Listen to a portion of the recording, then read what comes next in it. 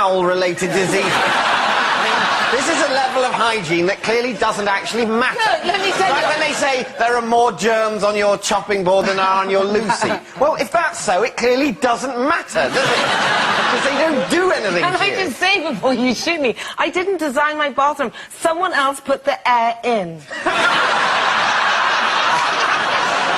OK, we're going to push you for an answer. I'm going to let Tara make the decision. True. But you are team captain, your word is final. Yeah. OK, that's true. Yeah, because he follows. I've got him under my spell.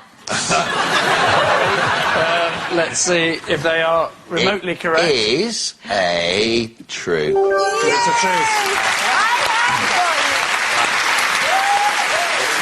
Yes, it's true. Tomorrow's World did feature a toaster that burned the weather forecast onto your toast, and proof, if proof were needed. Let's see what we can expect from the weather. It's a prototype, so I have to help it a little bit. A bit cloudy that side, but this is the side that matters, and look, tomorrow it is going to be cloudy. That is shit. That is really shit. I imagined how it would be, and I imagined it about 10 times better than that. Tell you what, doesn't it look more like, uh-oh, looks like there's going to be an atom bomb dropped on us. Again. No, I think it's brilliant. That could become addictive every morning. Oh, I wonder what it's going to be. Don't open the curtains, let's wait. And then it comes out. It makes life fun. It doesn't sound like you have to struggle to make things fun.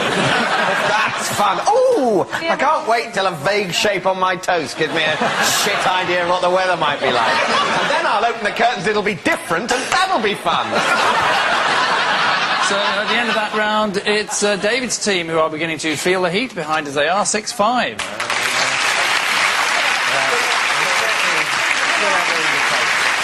And so to our final quickfire round, in which our plucky contestants reveal another truth or tell another lie about themselves, depending on what's printed on the back of their as-yet unseen cards.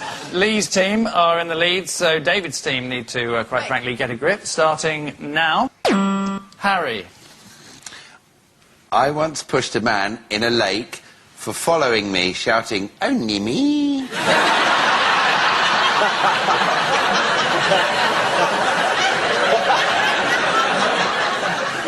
I really hope this is true.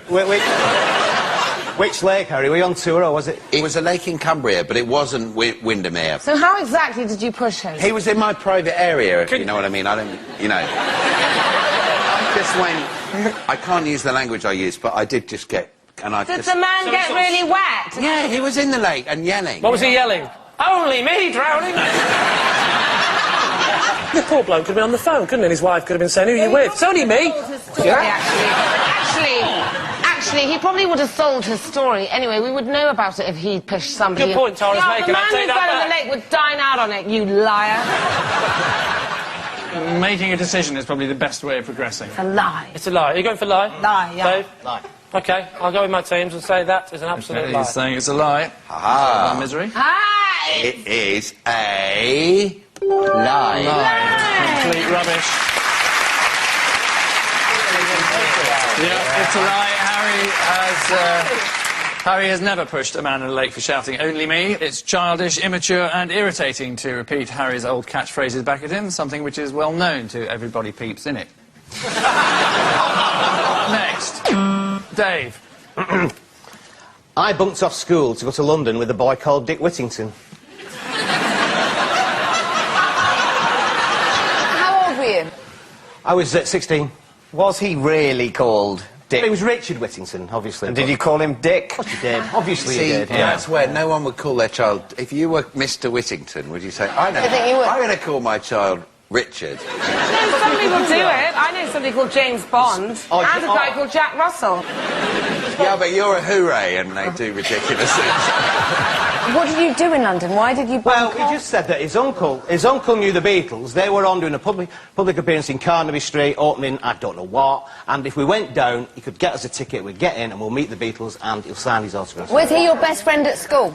No, he wasn't really. He had the chip shop, he always smelled of chips. Let me just ask, what was the name of the fish and chip shop? Was it called Whittington? It's called Chippy's Place. Chippy's Place. You know, P-L-A-I-C-E. Yeah. I can't believe that a man is sitting here saying that he went with his mate, Dick Whittington, who owned a chip shop, to London to see the Beatles, and your question is, what was the chippy called? You're going to have to come to some kind of decision. Ask your teammates. I'm going to abstain. I will announce in my official capacity as captain the decision that Claudia and Harry make. Because the nerves are getting to me too much. Anyone, of course, I think it's true. I I think it's true. I think it's true. I think it's a lie. Actually, I think it's true. I think it's true. Right. I don't know is the answer. That doesn't help you. So it's all down to you, Harry. Okay, let's say lie. It's a lie. They're saying it's a lie. It's absolutely nonsense. Yes, there you are. It is complete rubbish. Dave did not bunk off school to go to London with the boy called Dick Whittington. Luckily, Dave realised in time that the streets of London weren't actually paved with gold, but with chewing gum and dog shit. Next. Claudia. Oh, hello. Hi. I wrote to Jim will Fix It asking to meet ABBA. They wrote back offering the chance to see how the blue bits were made in cheese. Did you explain why they did that? Yes, they did, and I'll tell you for why. Because somebody was interested in the blue bits in the cheese. I'd like to throw in the word Stilton at this point. Okay. And that person had a cold. And so they had an opening. They had an area of the factory somebody could go in, or where they make cheese, with the cows. Cows, yeah. The cows provide the milk. They don't manufacture it. So basically what you're trying to convince us in this story is that you've written off to want to see ABBA. I did. And he said, would you be interested in doing the cheese thing instead of the ABBA thing? I did. Yes. And you've got back and said you don't want to do that. Oh, well, I politely declined. Well, you Claudia, would. you're such a bad liar. I don't believe a word of it. So you didn't go? And you never met ABBA? I never met ABBA, and I didn't meet the cheese people. And you never got a Jim will Fix It badge. No. Lee, a decision of some yes. sort. Tara, what do you think? I think Claudia's lying. And what are you basing that on?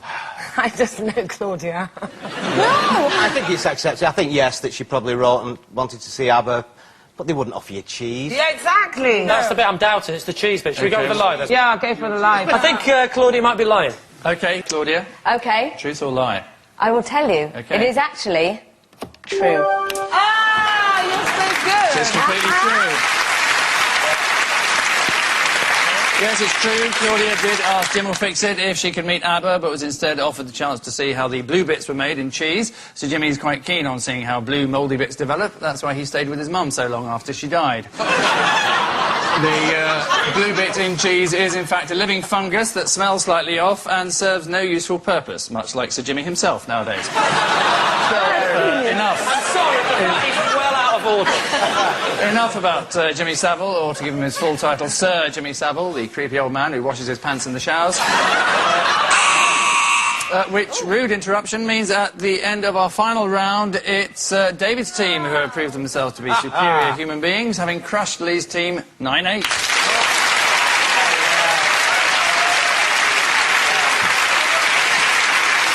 So, night-long celebrations for David's team, the joy of having taken part for Lee's team. And we leave you with a reminder that according to a recent survey, the 3 most commonly told lies are the cheques in the post, your hair looks just fine, and I was only trying to perform the Heimlich manoeuvre, officer. Good night.